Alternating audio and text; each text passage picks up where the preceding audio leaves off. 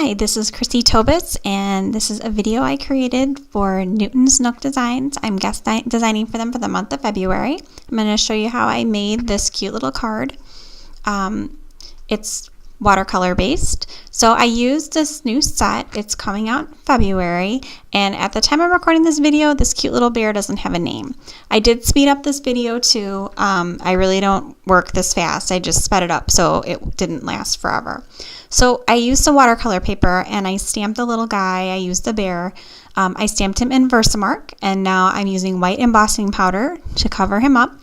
The watercolor paper I used the smoother side, and then I just grabbed my heat gun and heat embossed it, so that way it's really going to kind of pop when I pull out my watercolors. And I'm using Ranger embossing ink. So when I use my watercolors, I use a brush, and these are cheapy watercolors I bought at Michael's, by the way. I use my brush, but I also use one of those watercolor pens. It just, I don't know, I seem like I have more control.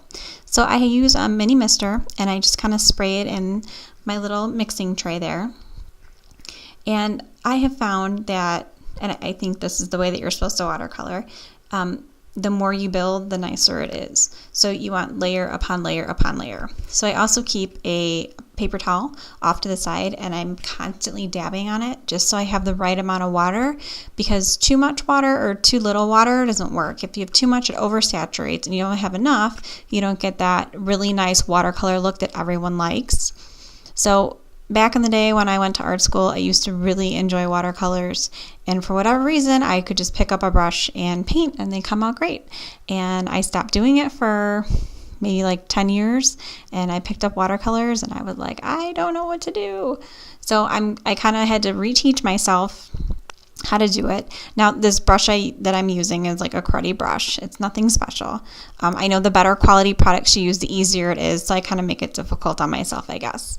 And then I also, because I don't always have the right colors, I love using Distress ink as watercolors. So I just stamp it on my nonstick craft mat, and I add water and use my water brush. So you can kind of see that look that I got with the final bear. And then cleaning it up is a breeze because it just wipes off the craft mat. I used, for the bear, I used Spice Marmalade, the orange, and then Vintage Photo for the brown. Now for the background of my card, I used the stencil, and I added embossing paste. And it's already done. I'm just kind of showing you how I placed it on there.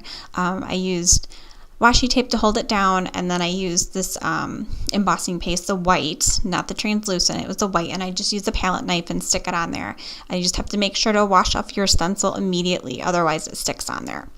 So I let it dry, and then I started this card. So I stamped the sentiment down at the bottom, and I'm just the bear is not adhered yet.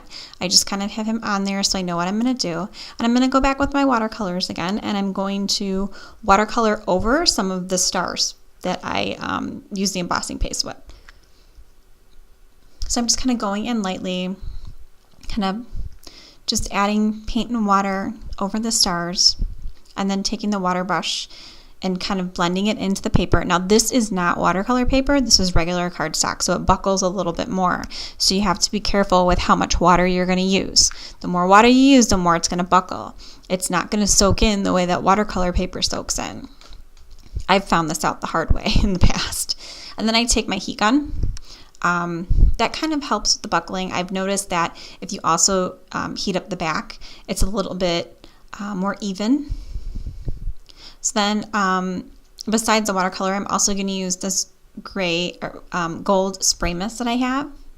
So I'm going to spray that on there too, and I'm also going to use the heat gun for that. I just don't have the patience. And not to mention, it also was starting to buckle a little bit. I think just because it also had water on it initially, so the paper was already kind of warping.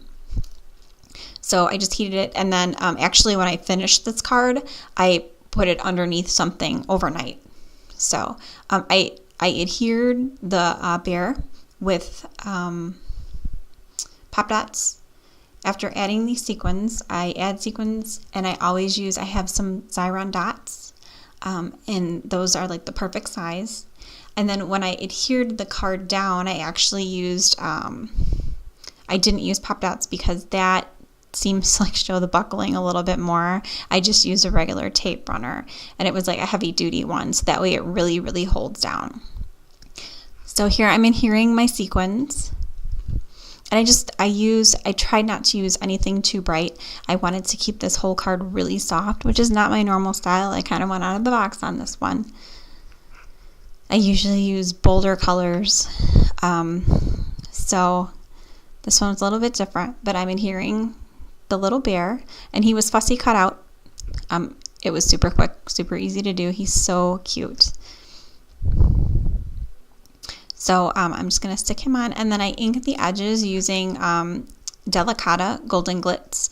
That's the coolest gold ink out there that I have found so far. It really shimmers. It's awesome. And it just went really well because I already had some shimmer and stuff going on. Thanks for stopping by.